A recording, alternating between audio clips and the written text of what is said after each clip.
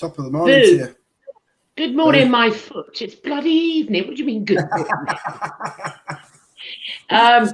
In the UK, I think it's the evening. Good evening, everybody, and welcome to Open Minds. Chris Shearer, what have you been up to? Causing havoc, mischief. That's about right for you, isn't it? Yeah, it's about right for you. And what have I been up to, Chris Shearer? The same, raving and misbehaving. I have been misbehaving. I went out last night. I think I'm dead, actually, and I'm in the film The Sixth Sense, and someone's going to tell me. It feels like it anyway. So we're running a bit late this evening. Our guest had a few technical issues in his country, but thank God he's mobiled himself out in a closet somewhere on Earth. So to get on with the show, Chris Shearer, could you please bring out of the naughty room Chris Mathieu? It's going to be a killer today. Hello, welcome. Hello, I'm coming from an undisclosed closet in the United States. Oh, yeah, that's it. Welcome to the show. I'm going to read my auto cue now, if I can see it. So welcome, seriously, Chris Mathieu. Thank you. I'm honored to be here. Thank you for having me. No, honest, it's an honor for us and a privilege. I'm going to read a bit of your bio out so people know who you are. Chris Mathieu is an independent researcher, talk show host, and creator of the Forbidden Knowledge News and Beyond Classified. He has a degree in digital media and was an editor of his local television station for 2 years. Chris always questioned the nature of reality, and since childhood has always had a sense that our reality is much different than academia and our history books tell us. Oh, I've lost me. Auto cue. Here we go. Chris says he created the shows to share important information about the nature of reality from as many perspectives as possible, and let his audience to decide the truth for themselves. And obviously, guys, if you want more info about Chris, and you will do after today's show, all his links are on our Open Minds Facebook page, and you can get hold of him there. So, good evening and welcome to the United Kingdom. Hello, and thank you both so much for having me. Like I said, it's such an honor to be here chatting with you. I always enjoy our chats, Gloria, and it's great to meet you, Chris. Yeah, you too. There you go. So we're not going to mention that you're in the closet and about to come out the closet, because we're not going to do that, are we, Chris? So let's start the show. So, Chris, as you know, this show is under the umbrella of spirituality, and we ask our guests, where did it all start for you? Okay. So no doubt you're going to come up that when you were younger, no one liked you and all of that, the normal stuff. Forget that bit, Chris. But on a serious note, where you are now, where did this journey start for you? When and where? Where I am now, it started rather recently. I had been doing my show for a few years, and just during that time, I started in about 2015 with everything. And 2015 and before, no spiritual seeking, no desire to find any kind of spirituality. I had an interest in it. I looked into different religions and people's beliefs and always found it fascinating, and always believed in a higher power of some sort, but never really sought any self-improvement for myself or any self-knowledge until recently, after I started doing this show and gaining a more interest in the metaphysical and in spiritual things, talking to different people and getting different perspectives from all around the world. It kind of brought out this real seeking interest in me to find out what is really going on here. Who am I? Where am I from? What's the nature of reality? What is God? What is source? All these big questions. And that's when I started seeking after a couple of years doing this show. And it wasn't till last year that I really had my own first either contact or spiritual experience, however you want to put it. But we've discussed this a couple of times, and it was basically, I believe, time for me to come into myself and realize my spiritual nature. And it was me, my higher self, kind of kicking me in the ass to get me there. Yeah. Yeah. So it wasn't till very recently. Okay. Could you share with us that experience? And if I recall correctly, I may be wrong, it was in the bath. Well, this is like a 3-day type experience, so I'll give you the highlights of it. But one of those days, yes, was in a bath, and it was all meditation experiences. During this time of seeking, I had started doing meditation, and I could never get past a certain point, and it would frustrate me. Probably mostly due to childhood beliefs and dogma, because of Catholic upbringing. Thinking that a demon's going to possess me if I go too deep into meditation or something. Yeah. So I finally got past that one day when I was having a bad breakup, a bad relationship with my ex-girlfriend. And it was a very hard time for me. And I was trying to kind of seek something that was outside of that to kind of make myself feel better. And I still didn't have an understanding of anything that was going on spiritually with myself, but I knew meditation was a good start to maybe look around and see what was going on in there. So I was able to go very deep this one time during this period of time when I wasn't doing so well, and I something contacted me rather. It just started out as this beautiful feeling of love when I'm deep in this meditative state. Before that, everything was kind of just dark and peaceful, and I was just kind of floating around in nothingness. And all of a sudden, this beautiful blue light appears in my subconscious vision, and I can feel this amazing feeling of love, and it's getting stronger as this blue light gets stronger and brighter, and it starts communicating with me. And I kind of freaked out. I thought for a second it might have been a demon. So went back and said, in the name of Christ, are you good? And immediately, yes. And I felt this amazing feeling of love and acceptance still. Yeah. But it was emanating even more. And the response was like so instantaneous. It was even before I finished that question. It was answering me, yes, yes, yes. And it was like so reassuring. And I'm like, wow, this is great. I was like, this feels so wonderful to communicate like this. I've never had this type of communication. And I was like, who are you? What are you? He's like, you wouldn't understand my name.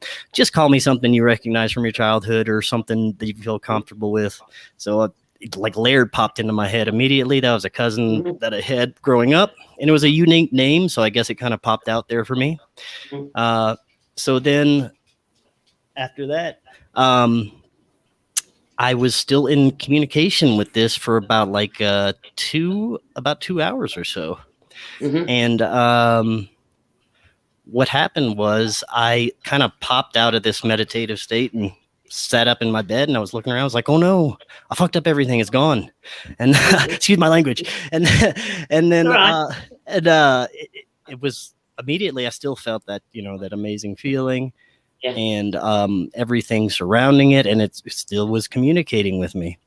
And so I continued to have a conversation there, and it went on for a couple hours. We talked about, I guess, things that I needed to improve in my life, things that I need to realize, things that were going on a mass scale, all these things of this nature.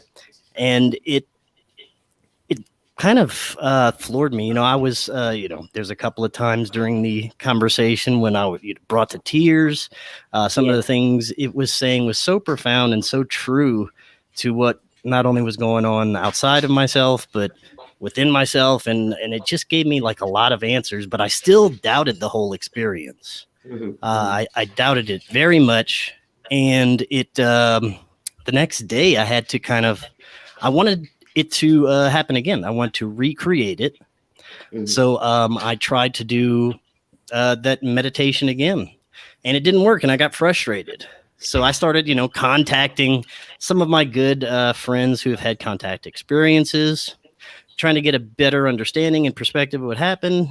They were very reassuring that, it was probably a very real experience. And, just don't be afraid to try it again and get some more clarity from it. And so the next day I did. I went back into a meditative state, and something was telling me to go to the bathtub or water, just like an intuition. So I was like, all right, let me do that. I put on some 432 hertz tones, I believe, some meditative tones, went sit in the warm bath, and immediately went very deep into meditation. And this one was different. I immediately went to like a childhood memory that had blocked out. It was a very traumatic event that I remembered through this meditation session. And it was very profound. I knew it was real because as soon as I remembered, it was like a memory coming back. And I popped out again in this meditation state. But then I started feeling this feeling of love again. Even though I'm like, my eyes are open, I'm looking around, I feel this feeling, and the communication starts up again. And it's the same feeling and same blue light and same being, I could tell, communicating. And this is a completely psychic communication. Everything is instantaneous. There's no words being used. I would ask a question, I guess, in my mind, and it would respond as I was asking before I could finish. It's amazing. So this time we start a new conversation. I'm in the water, and I'm kind of going through this memory that was unlocked, and this being is trying to kind of comfort me because it was pretty traumatic memory that I uncovered. So we continued the conversation, and then all of a sudden, I think I had asked this being to tell me more about itself and what it does and what it's doing here. Who is this? And I kind of got this strange vision of traveling through stars. And he said, we seed Christ consciousness across the galaxy. So I was like, oh, that's pretty cool. So we continue conversation. I'm closing my eyes again. And as I close my eyes, I can see stars outside. And I open my eyes. I'm in the bathroom, and everything's still normal there. But it's kind of hazy. Everything has this like shine or haze to it. And then I close my eyes again. I'm back on the ship. Yeah, but it's a ship. Like I can see stars, and I can see like this gray paneling, this blue paneling all around me. And I'm like, what the hell is going on? I open my eyes, still in the bathroom, and then all of a sudden I can feel this this wonderful feeling emanating from. I can tell it's from different entities. It's not just one. Somehow I can, and it becomes stronger and stronger. I can feel it from more different entities, and all of a sudden I can see something start to appear in my mind's eye. These little spiritual, etheric, I can only say animals or creatures that look like chimeras or humanoids. They were very don't want to say small. It was kind of hard to gauge the size of these things during this experience, but they seemed to be smaller than me. Animal-like. Some looked like frogs, some looked like bird beings, some were hairy. It was pretty insane. It was like nothing I'd ever experienced before. And then I start to get communication from another one of these beings. It was like a little frog dude, and he starts to ask me questions about if I am willing to continue the task that I have right now and continue on the path or something along those lines. I do not remember the exact conversation, but it was basically asking me if I accept some kind of humanly duty here on this planet, some kind of selfless type of experience, because in the previous conversation I was told that we're basically going through a time of turmoil on the planet and I have to be ready, and it's going to be a collective experience that I will be a very small part of. And they made sure to kind of like, you're going to be a small part of a huge shift in what's going to happen on the planet to our physical selves, basically. So And I start crying again. These beings are all like sending me all this love. It's so emotional. I'm accepting my task on this planet was whatever I'm doing. I don't even remember what they're telling me. I'm just like crying and so emotional. And then the conversation kind of fades away, and I'm like, wait, how do I get back? And they're like, just you'll be back in a minute. And I kind of open my eyes, and I'm back. There's no more ship. When I close my eyes, I'm in the tub. By this time, the water's kind of cold, and I'm like, oh my goodness. What's going on? So I get out of there. And after that whole day, I just getting downloads, or like Robert calls etchings, all day. I'm getting, you need to look at this. You need to read this. You need to find this. You need to start doing this. You need to quit your job. You need to quit your job. You need to get like, I was in a job that I loathed. It was a, corporate day job. I was making pretty good money though, but for the show, not so much. I was making, maybe a couple of $100 a month to get some snacks and stuff. But this voice was telling me to quit my wonderful job that paid me great money, but I hated, to just do this show full time. And I'm like, how the hell am I supposed to do that off $200, $300 a month? No, that's not going to happen. So that part I denied. I was like, no, I'm not doing that. But I'll look at this. I'll look at that. I'll do all this other stuff because that was pretty profound. And I still kind of had doubts in my mind. I was like, was that real? Was that just an acid flashback? I don't know. So I was like, maybe I want to experience it one more time. And it was the next day, and I wasn't even, thinking about doing anything, thinking about trying it. I had ordered a pizza, which I shouldn't have done because I have really bad stomach problems, and I have to watch what I eat. So I got the pizza and I scarfed down a few slices, and a few minutes later, I'm in like some of the worst pain I've felt in a long time. I'm hunched over. I go in my bed and I'm like at the fetal position in pain, about to throw up. And usually when I get like that, it lasts for hours or maybe even like a day or two.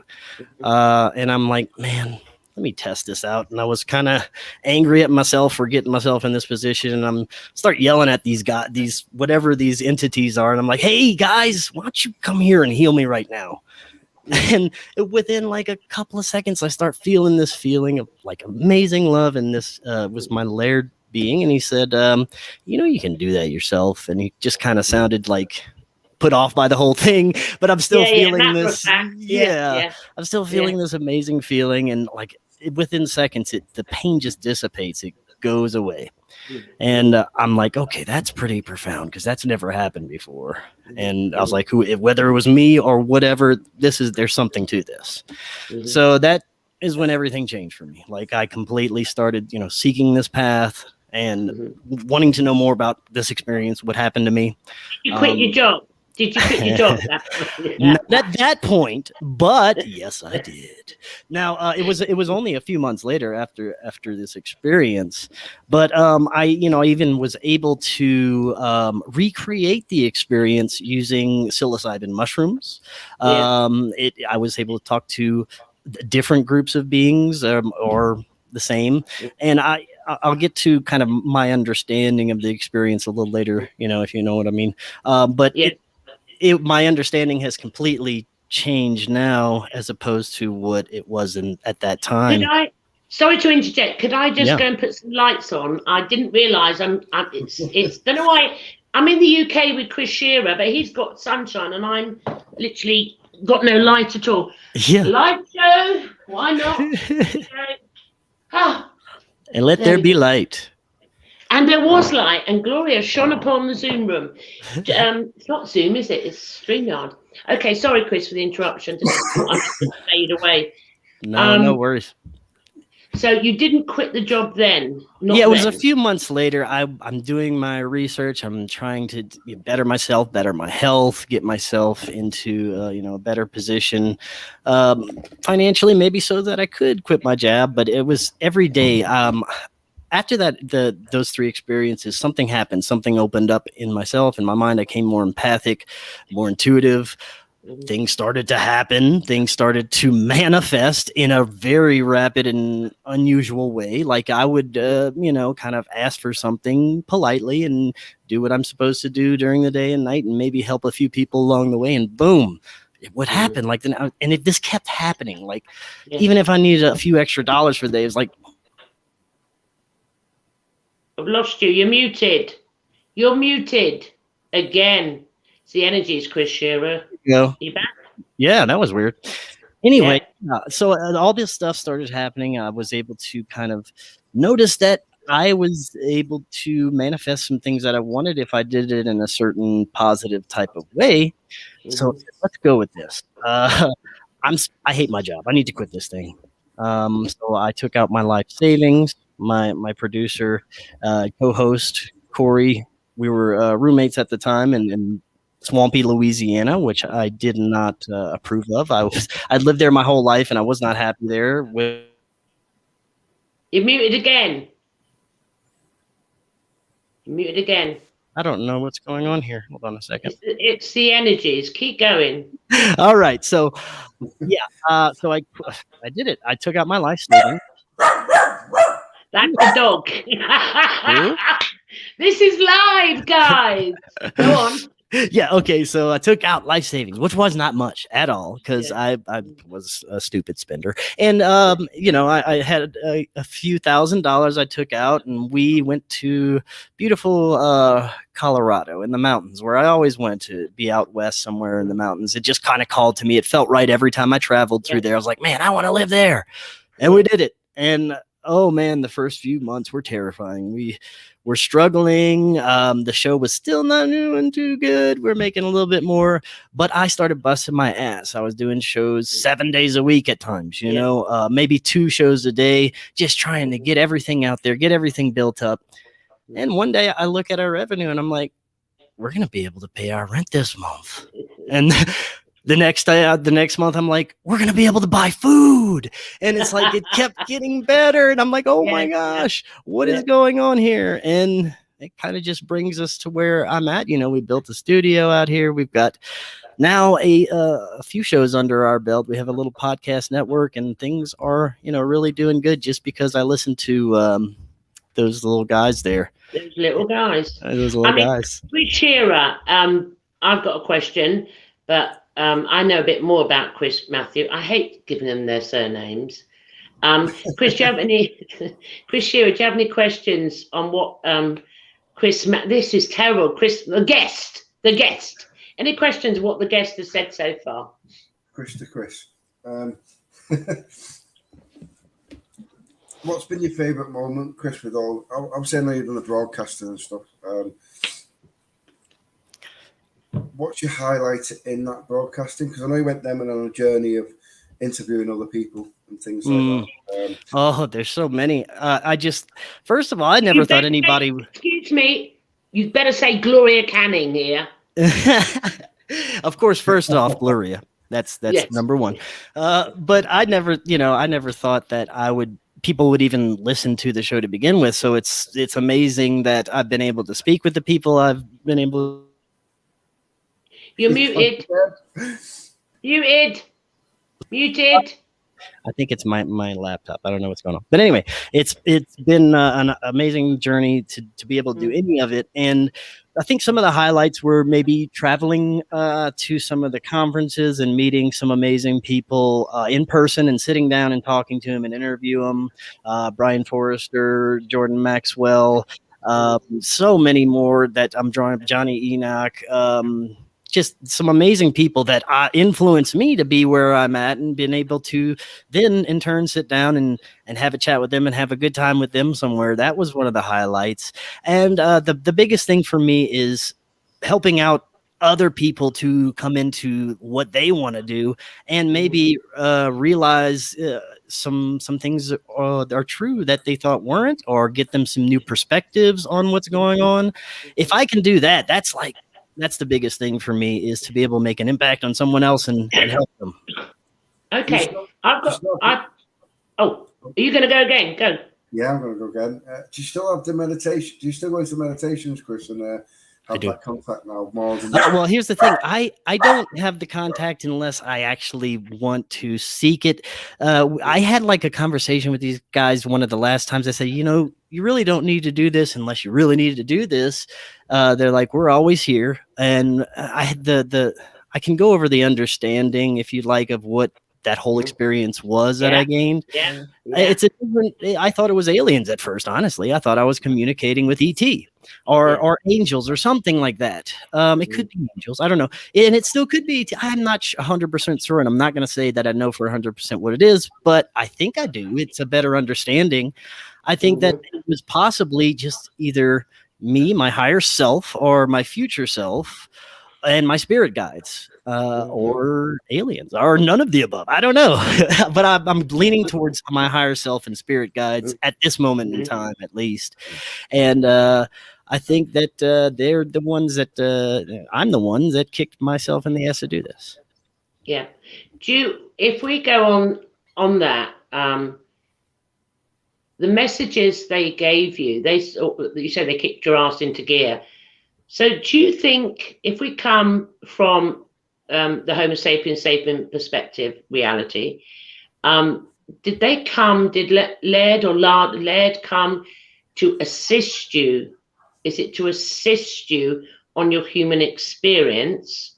Could you put it in that context? Does that make sense to you? So, like people say, are they here to help us, whatever? If we use the word assist is a better one.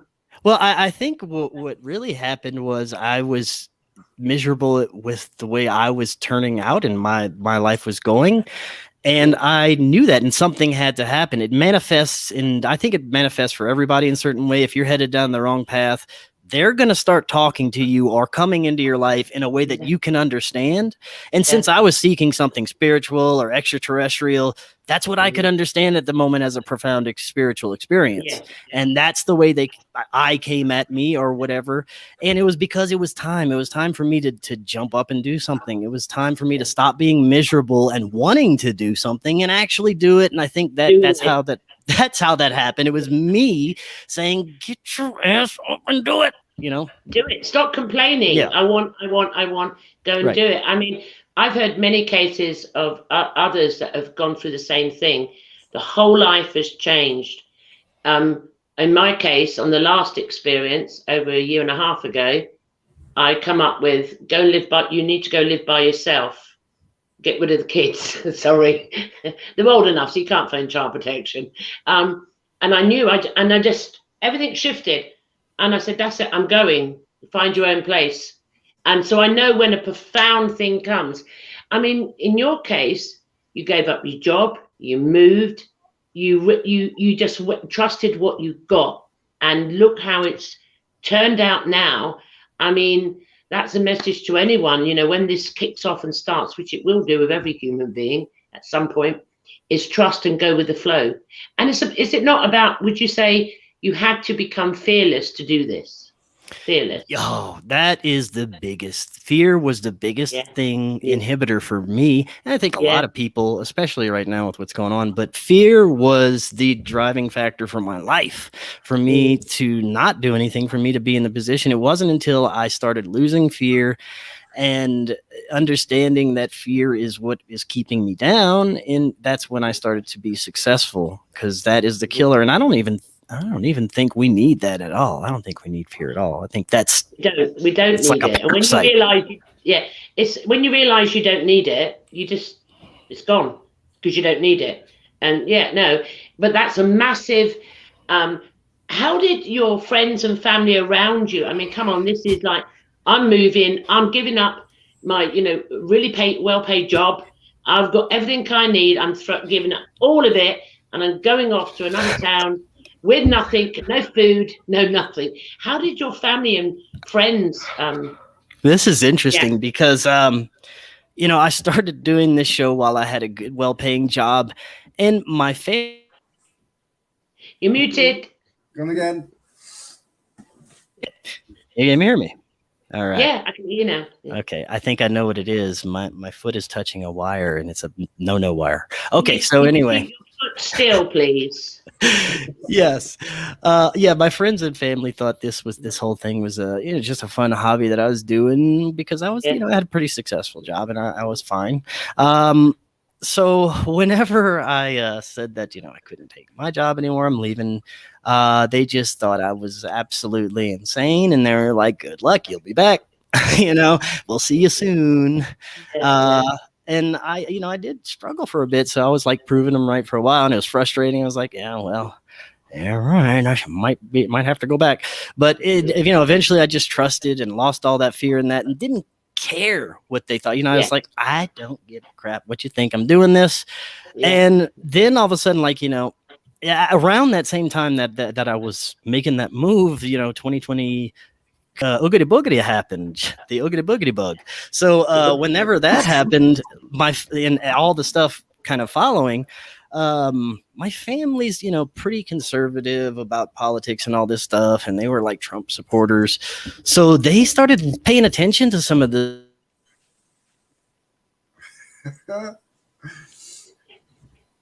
okay, it's not the wire, so we'll rule that out. No, Chris, it's the energies. All right, it's the energies. Keep going. So they started paying attention to some of the people I was talking to, some of the stuff I was talking about, not necessarily spiritual or what they consider woo-woo stuff, but it was kind of catching their ears and eyes. And then all of a sudden I'm able to pay my bills, and it's like, oh wow, I pretty much silent right now. I don't hear much from them. My parents are very old, I should say, like they're in their late 80s right now. Wow, man. Wow. So yeah, but they enjoy the show every once in a while, and they're very proud of what I've done. And my friends and family, I've got friends calling me to come on the show all the time now, so that's interesting. But yeah, it was pretty interesting. I've got another question. So this interaction, obviously, there's many experiences that have had lifelong experiences and spiritual sort of awakening experiences. And yours come just a couple of years ago and accelerated rapidly for some, like, let's do it now. It needs now. It has to be done now. And, propelled you to go forward very quickly into media, into sharing this, into the collective. Could you go a bit deeper on that? Why you think that is so at this moment? Because you've shifted from one to the other. I mean, just you've gone in a short period of time. So why do you think this has happened to you? Oh, I think that it's that we have a few paths laid out before us, and I chose one. And I've always been one to go, if I'm going to do something, I'm going to do it all. I'm going to do it as fast and good as I can and get it out there for people to see. And the sense of urgency that came from me, myself, my guides, that, our physical world here is going to pretty much go to SHIT very soon. And prepare for it. So I did, I took that seriously. I was like, I could feel it too. This was around the oogity boogity time, whenever the oogity boogity started. And I was like, okay, so this is the right time. And I need to do this quickly, and probably quicker than I've done anything else. So I just kind of got in gear, and that was my motivation for everything. And another part about it is this is doing something I love. This is doing something that I enjoy doing. It's fun. I love talking to people about this crazy stuff every day. This is my job, to talk to people about crazy stuff. What? It's great. And you're getting paid to do what you love. Yeah. And I think that's an underlining core in all the messages, whether it's from channelers or from anyone that's had contact with these other beings, is do what you love, live your passion. Don't limit yourself. And if you trust it and you go with it, it will occur. Chris Shearer, do you have any questions on that one? Because I'll just hog it all. I will. I'm going to make you let me have a turn. I'm blankety blank.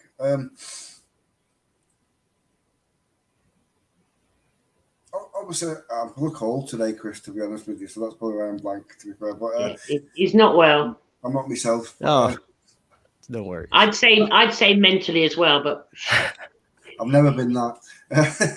But the shift of consciousness is obviously an amazing experience, and the change in your lifestyle. It was I think it's a brave and bold move what you've done. But how did you keep that consistency going? Because obviously, even though we have these shifts of consciousness and we still changing, the fear factor still creeps up, doesn't it? It repeats itself and it repeats itself and it keeps coming at you.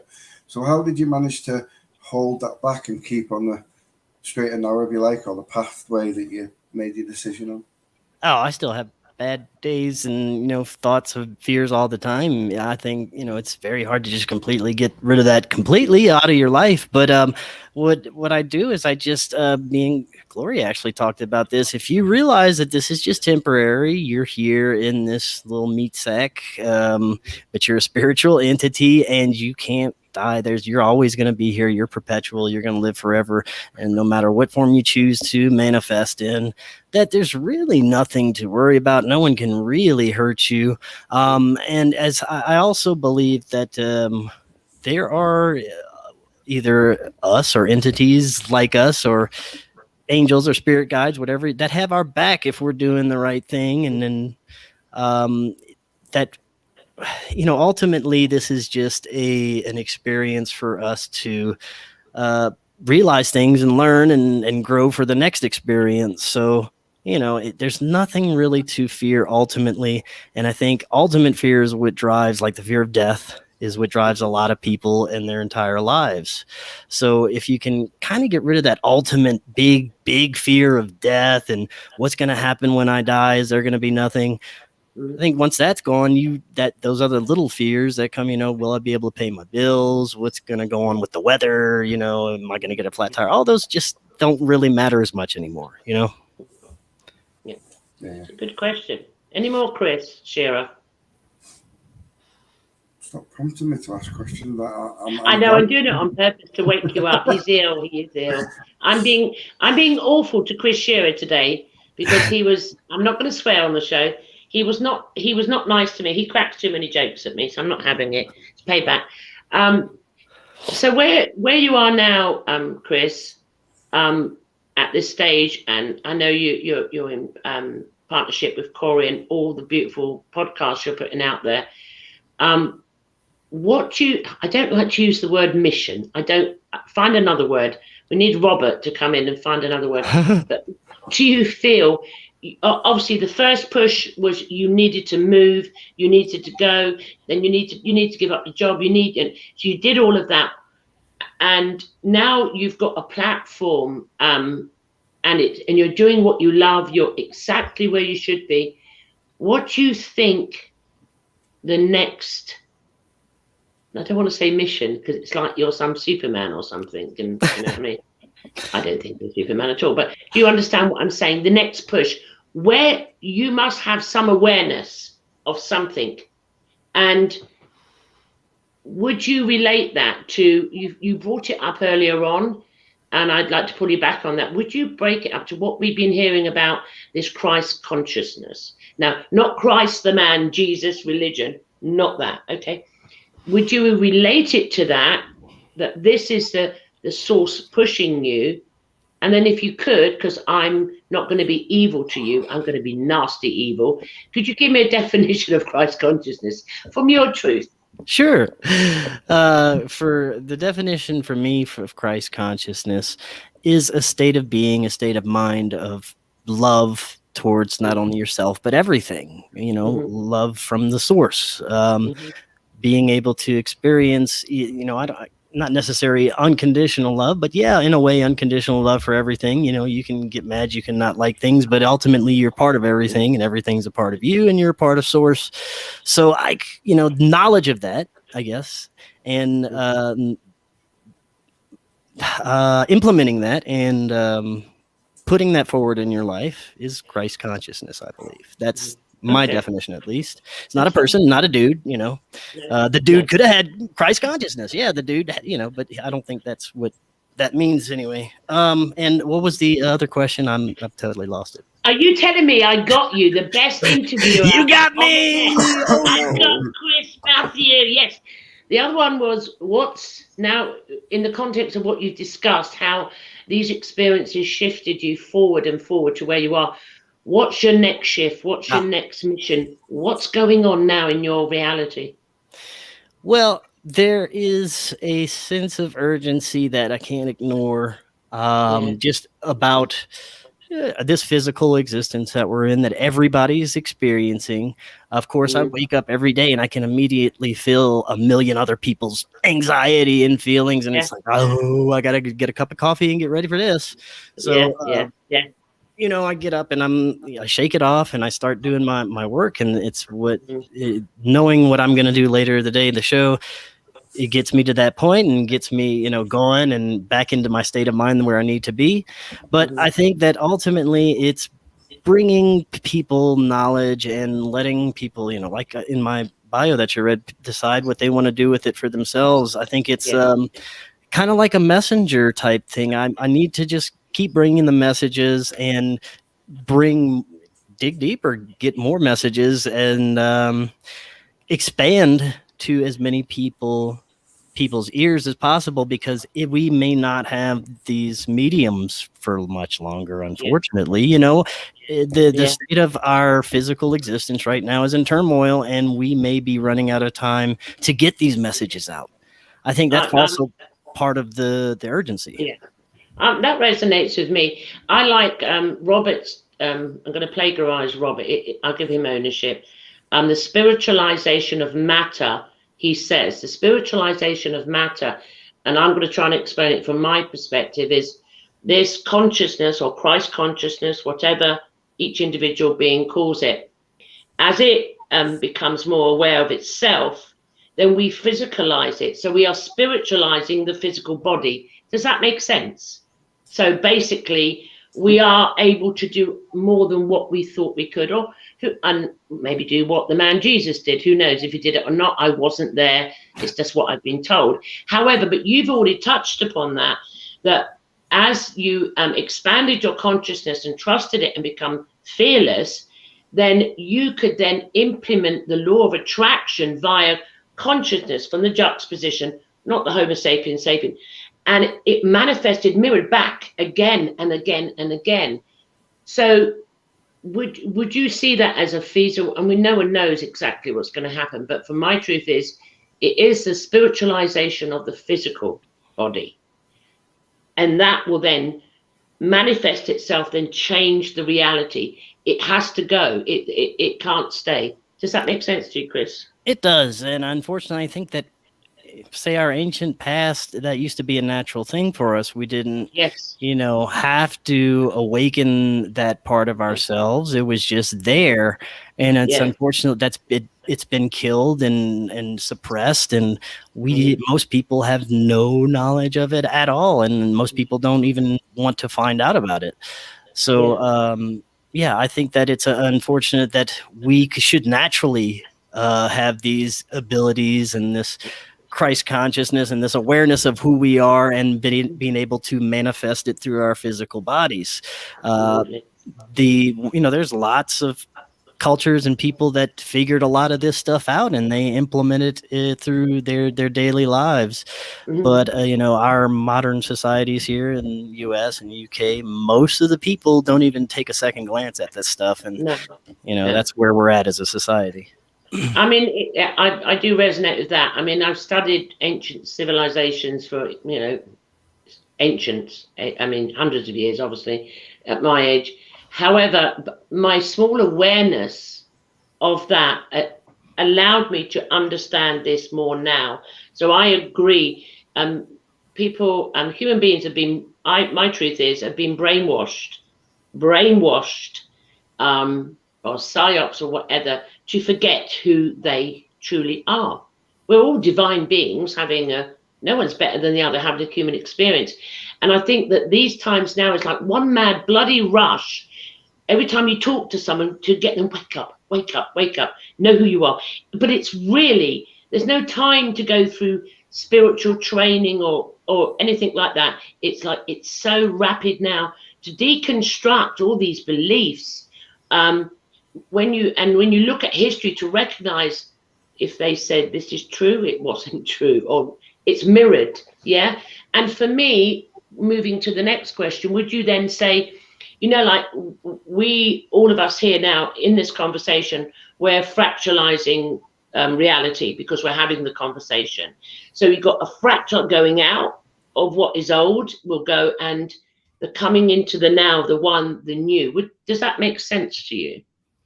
Yes, it's kind of like these pieces of information that we're throwing out to the collective conscious is shifting each individual, I guess, fraction of this collective consciousness into a certain direction and a certain knowing, and in that way, that's how we manifest a different reality, timeline, whatever you want to say, is by, I think that, bringing this information to the table, learning, bringing things that are hidden to light, because I think that's what this whole time period is. That's what, the apocalypse is a great revealing, and everything is being revealed right now.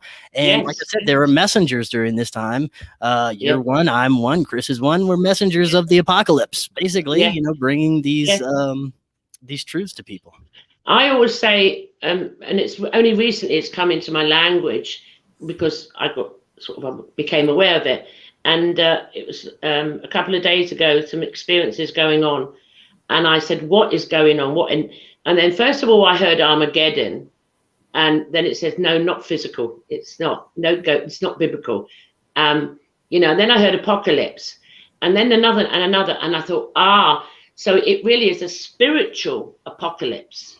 It is a spiritual, not a physical. I mean, I don't know if a meteor is going to hit the earth, or Russia's going to press the nuclear bomb and blow us to bits. They're not really bothered at all either way. But I'm not saying it. I don't know what's going to happen. Anything could happen. But I've got this. My truth is I've got the urgency. And many of my guests on the podcast have the urgency too. And people I talk to have an urgency. Or even those that aren't spiritual say, you feel like something's coming. This is what I keep getting. So I'm always posing the question to everyone else. Do it now. Go now. Do what you love. Go and do it. Go and chase it. Does that resonate with you at all, Chris? It does. And I have to say, this urgency also, I could feel it my whole life. I could feel like there's something about to happen. There's something, and it never happened. I was like, screw this. There's nothing going to happen. So I suppressed it. Then it started coming back. There's something going to happen. Like, a few years ago, there's something going to happen. And it just said, in 2020, it happened. I'm like, oh, it happened. Yeah, there's something. It happened. There's something. Yeah. So you got to pay attention to this. And then it kept happening. It kept happening. So something else is going to happen. And I feel it. And I'm going to go with that. Yeah, and I think there's too many of us that feel it too. Chris Shearer, do you have a question? I know I keep doing it because I just chat for England. Chris Shearer, do you have any questions on that bit? Yeah, I just find that interesting. I find it interesting you touched on the Christ energy, and then if we go back to sort of Solomon, and he's going to see the seers, and they said, I'm talking to God, is what they used to say to him, and then they controlled it, and it's a little bit, in a weird way, that's coming back in, but a different physical form of it, or a different context of it, or perception, whichever you want to look at, is what's repeating again. But I was going to ask you, actually, Chris, more about you.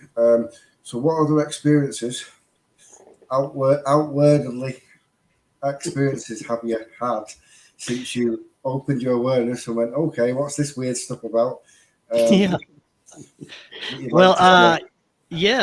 Before that, I had nothing. Maybe a little missing time as a kid, but I think every kid has missing time. I don't know why. I think I've had more because I don't remember a lot of my childhood for some reason. But anyway, after that, my experiences were just with psilocybin mushrooms.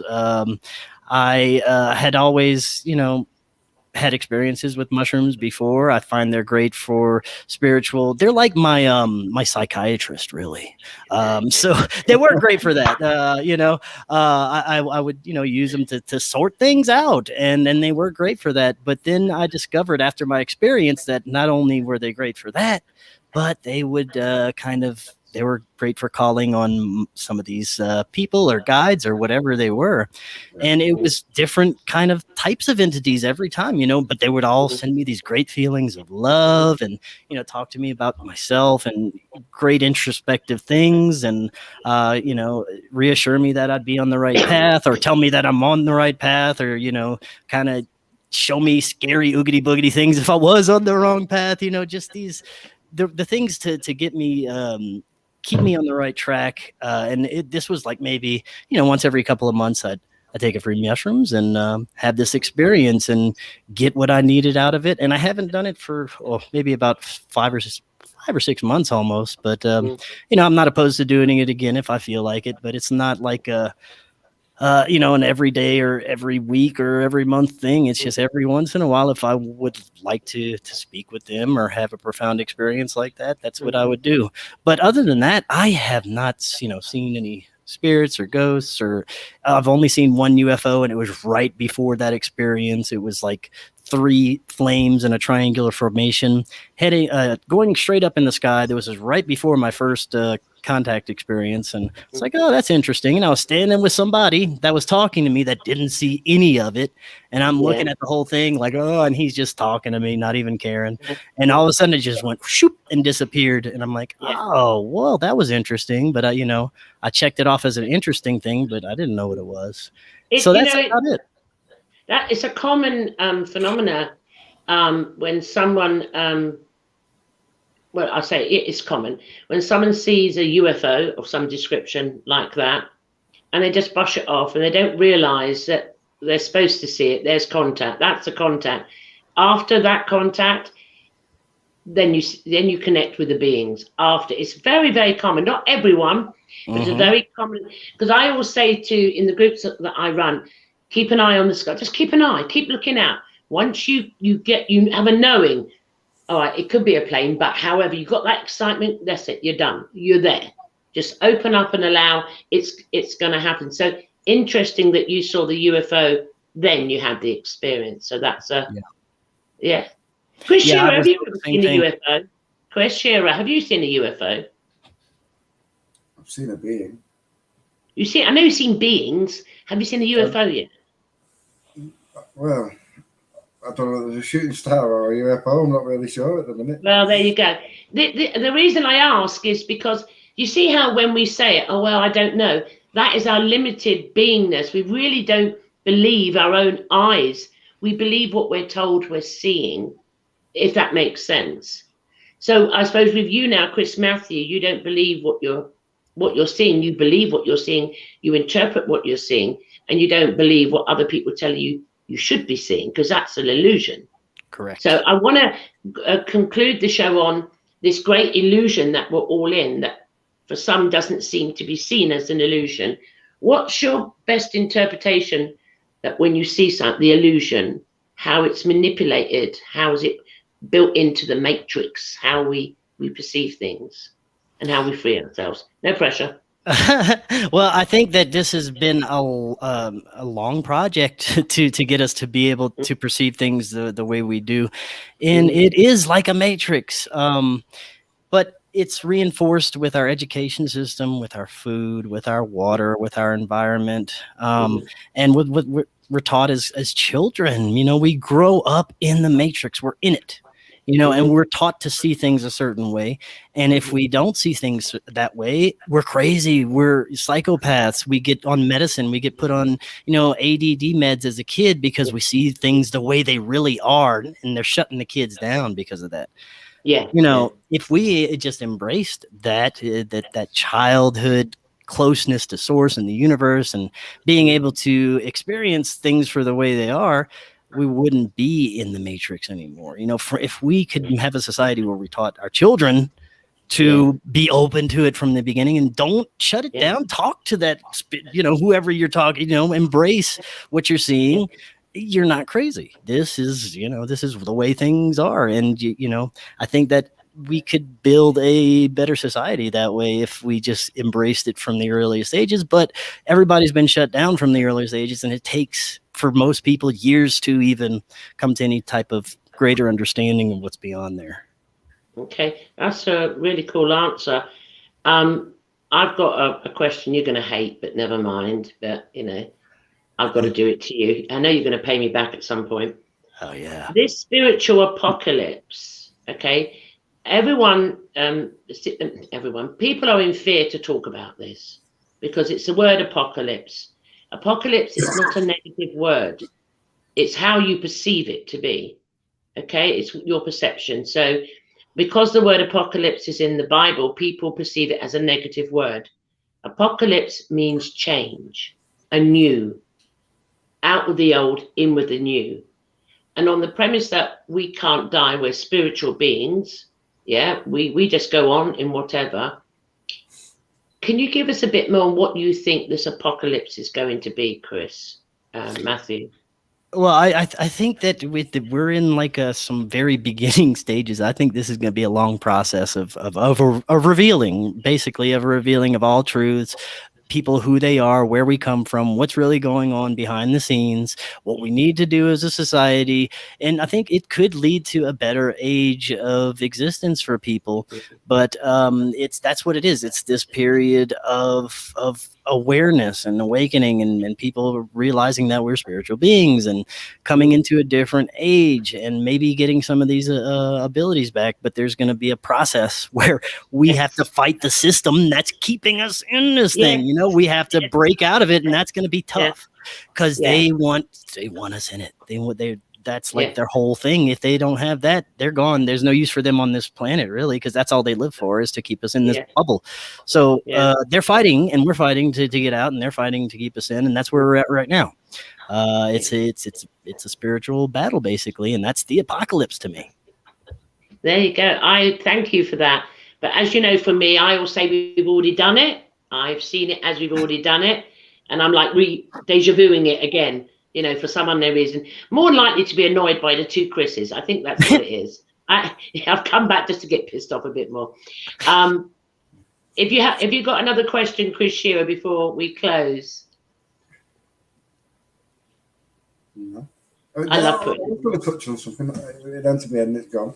But we call it again. Do you think that's where the shift of energy came in, or the shift of consciousness came in, when people started living longer?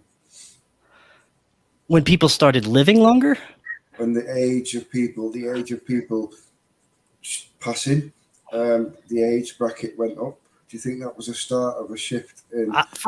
For me and a lot of people that I've spoken with, and what I've noticed is, for some reason, 2012 was like a shifting point for a lot of people.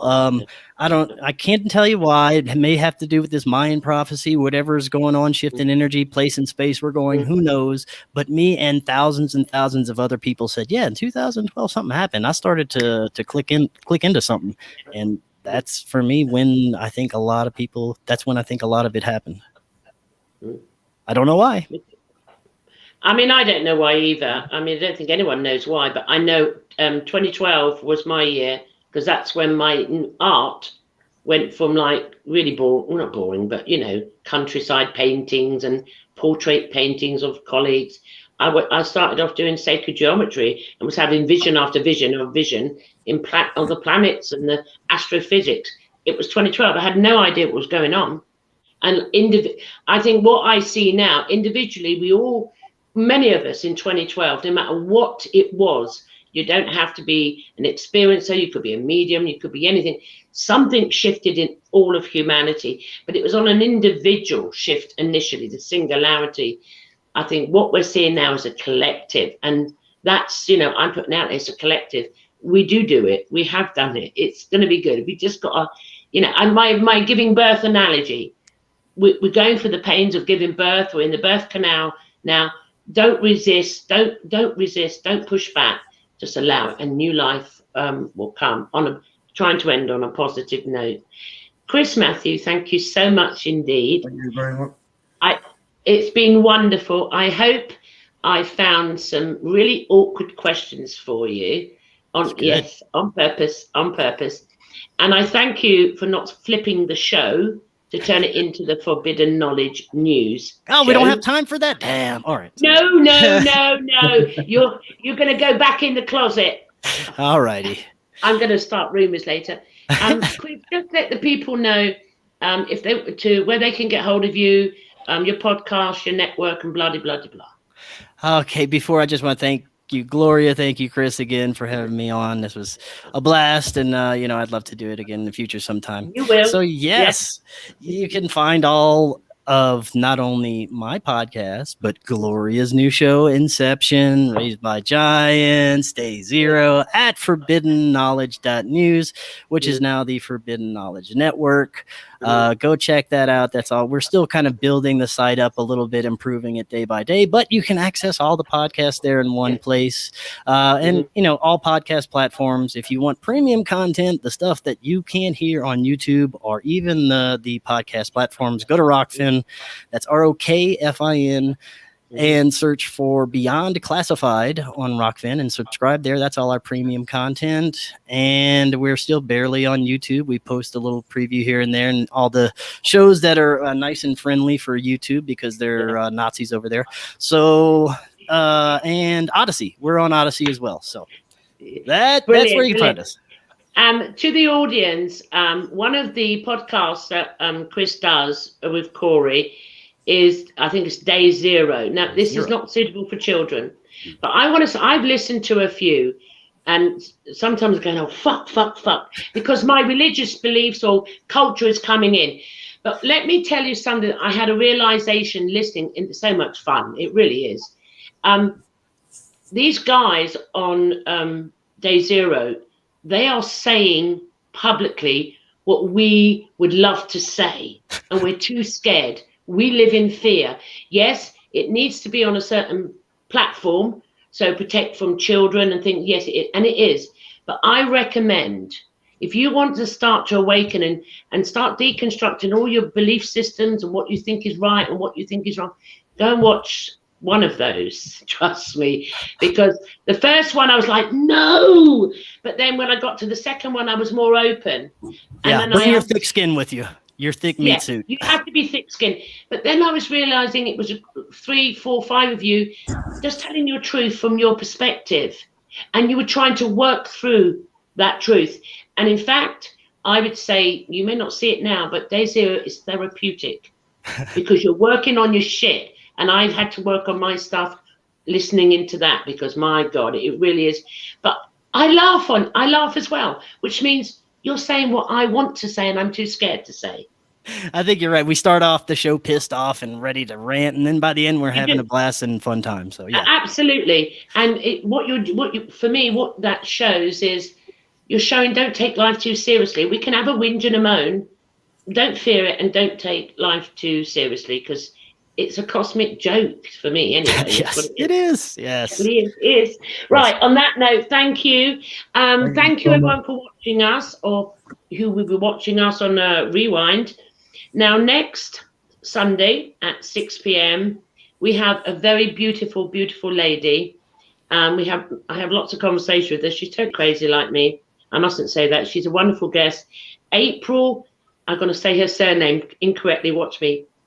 Mikulski. April Mikulski. Have I got it right, Chris? Close, very close, yes. What do you mean very close? How do I say her name? I think you're right. Mikulski. You can't say it either. No, I sure can't. She's wonderful. She's such a beautiful, fun-loving soul, and she's going to blow your mind next Sunday at 6 p.m. Until we meet again, Chris Shearer. What do we normally say at the end of a show? I can't remember. I've got hangover. What? Good night from her. Oh, right. Hold on. Professionalism here. And it's good night from him. And it's good night from us. Bye, guys. See you next Sunday. Oh, my Lord.